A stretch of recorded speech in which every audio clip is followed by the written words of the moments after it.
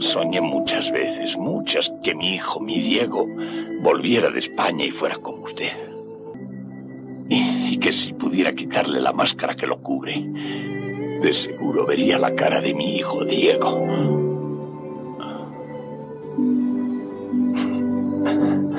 Pero no podría desenmascararlo. No tendría el valor de hacerlo. Un viejo debe asirse a sus sueños siempre, tan desesperadamente como a la vida. En el año 1957, el mundo conoció la adaptación más popular de la historia del Zorro, producida por el mismísimo Walt Disney, y que contó con 3 temporadas, siendo protagonizada por el queridísimo Guy Williams.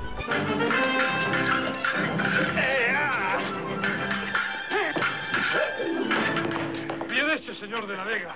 Pero ¿qué tanto de la leyenda de este personaje puede considerarse verídica? ¿Cuál es su origen y cuáles eran sus motivaciones? ¿Por qué esta adaptación en particular sigue tan vigente hoy en día? Primero la intro y después les cuento.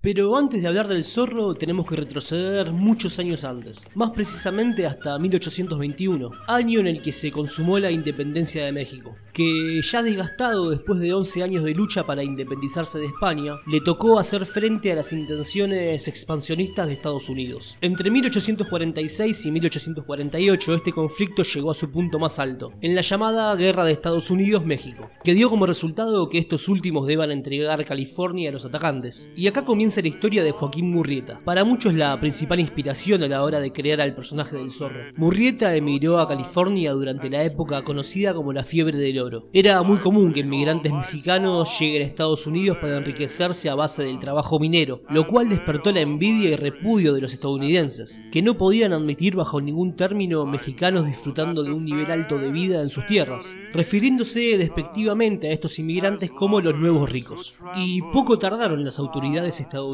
en decretar impuestos y expropiación de las tierras de muchos de estos mexicanos acaudalados. Y acá es cuando entra Murrieta. Luego de que le quitan sus tierras y más de 40 hombres participan en la violación y asesinato de su esposa, este mexicano emprende un viaje de venganza, cazando y asesinando a casi todos los involucrados en el fatídico desenlace de su pareja. También acá comenzamos a percibir la parte de la historia de Murrieta que sirve de inspiración para las aventuras del Zorro, ya que durante su viaje se dedicó también a robar el oro de los estadounidenses para repartirlo entre los mexicanos pobres u oprimidos, que ya habitaban en California. Tras algunos años en auge, la banda de Murrieta es desbaratada. Este último es decapitado y su cabeza exhibida en un frasco, cobrando el precio de $1 a quien desea apreciarlo. Si bien durante muchos años la idea de Murrieta siendo la inspiración del Zorro se presentó de manera difusa, fue hasta 1998 con la película La Máscara del Zorro que se referenció al mexicano de manera directa. En primer lugar poniendo el apellido Murrieta al protagonista de la película, y hasta referenciando el fatídico final de esta leyenda mexicana, incluyendo una escena con la cabeza de un forajido dentro de un frasco. Where are my manners? Would you care for something to drink? Pero para esto falta. Y ahora sí podemos hablar del personaje del Zorro, creado en 1818 por el periodista Johnston McCulley, apareciendo por primera vez en 1919 en un cuento llamado La Maldición de Capristano, que era publicado en la revista Old Story Weekly. Siempre se lo retrata como un justiciero que defiende a plebeyos e indígenas de los políticos corruptos, y ese mismo formato es el que se va a adaptar en casi todas sus versiones. Un año después de su primera aparición fue llevado al cine en la película La Marca del Zorro. Luego de eso tuvo 12 adaptaciones más entre cine y televisión que pasaron sin pena ni gloria, hasta el año 1957, cuando recibimos la adaptación más querida por el público en general. En su corcel, cuando sale la luna, aparece el bravo zorro. Ambientada en la California española del año 1820, se nos presenta a un Diego de la Vega interpretado por Guy Williams, dando lugar a la versión del personaje más querida y recordada de todos los tiempos. Como Diego, siempre va a mantener su papel de letrado inofensivo, que le escapa a cualquier tipo de violencia, tocando la guitarrita por acá y por allá y conquistando las damas del pueblo. Le canto a la hermosa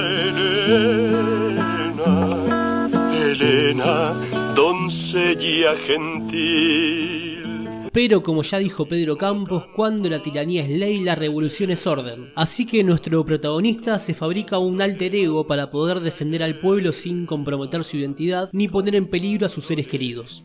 Ya conoces el proverbio. Cuando no puedas vestir la piel de león, entonces vístela del zorro. Debo convencer al comandante que soy hombre inofensivo. Y ya que hablamos del comandante, no puedo dejar de mencionar al excelentísimo Enrique Sánchez de Monasterio, primer antagonista del show y en lo que a mí concierne el mejor villano de la serie. ¡Deprisa, imbécil, deprisa! ¡Corra más! ¡Ay! ¡Suba pronto, idiota! Desde el minuto 1, Monasterio está enamorado con la idea de que Diego de la Vega sea el zorro, desilusionándose al final de cada capítulo al no poder comprobarlo. Y por un momento creí que usted... No me haga caso, jamás lo entendería. Pero bueno, nunca pierde la esperanza. Lo loco de este personaje es que durante la primera emisión del show gozaba de tanta popularidad y fue tan bien recibido que llegó a opacar al personaje de Williams, razón por la que decidieron retirar al personaje luego de 13 episodios. ¡Idiota! Pero bueno, volvamos al zorro. Para cuando comenzó el show, Guy Williams ya era un hábil esgrimista, lo cual embadurnaba las escenas de acción con un tono realista que encantó al público, sumado a que el personaje ya de por sí era bastante temerario, al punto de que le pegás un tiro al lado y te devuelve una sonrisa. ¡Dispare! ¡Dispare, idiota, dispare!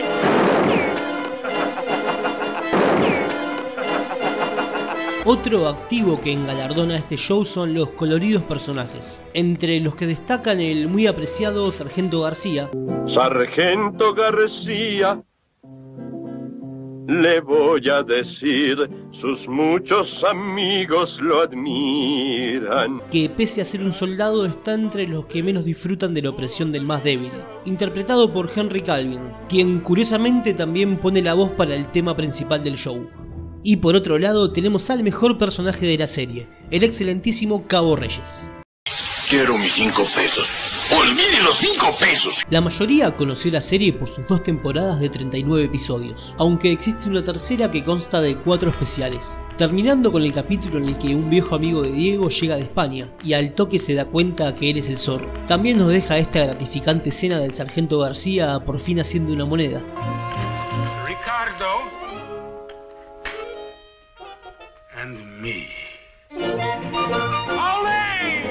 Después de esta serie adaptaron al personaje del zorro varias veces más. Incluso contó con algunas versiones animadas, siendo la más conocida la de 1997, creada por Warner, que estaba basada también en la versión de Guy Williams. Negra la noche ya está, la luna comienza a brillar, brilloso corcel y una capa a volar, el zorro está por llegar. Si bien nunca llegó a replicarse el éxito que tuvo la serie de Disney del 57, podría decirse que con la llegada al cine de La Máscara del Zorro, interpretada por Antonio Banderas, Catherine Zeta-Jones y Anthony Hopkins, la saga tuvo un pequeño renacimiento.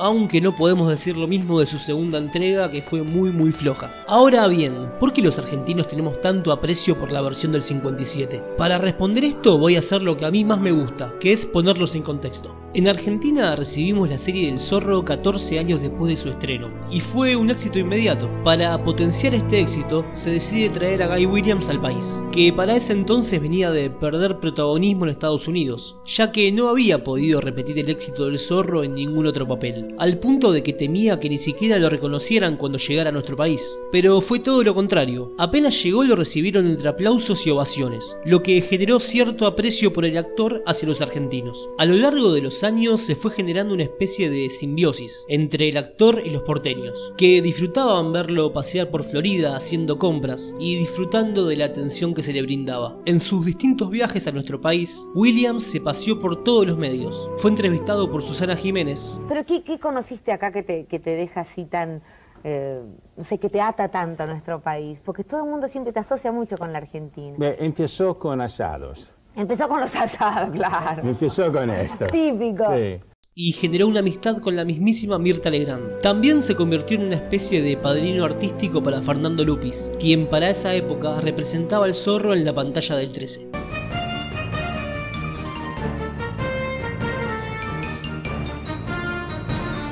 Y llegamos tristemente al desenlace de esta historia, ya que el 30 de abril de 1989 encuentran sin vida al actor en su departamento de Recoleta, después de haber fallecido hacía casi una semana. Se dice que cuando lo encontraron sin vida a Guy Williams posaban sobre su regazo los viejos zapatos del Zorro, pero anda a chequearlo. Durante 2 años sus restos descansaron, a modo de excepción, en el Panteón de la Sociedad Argentina de Actores, hasta que en 1991 su hijo los trasladó a California, para inmortalizarlos en las montañas, y cumplir así su última voluntad. Armando Catalano, o Guy Williams como todos lo conocemos, será siempre recordado como la mejor versión del Zorro y será difícil opacarlo. Si llegaron hasta acá, espero que lo hayan disfrutado. Espero también que se suscriban y lo compartan, que ya estamos cerca de los 800 seguidores y eso para mí es un montón. Y si tienen tiempo, véanse alguno de mis otros videos que los dejo por acá abajo. No queda más que agradecerles e invitarlos a seguirme en mis redes sociales. Y eso, ¿no? Bueno, chau.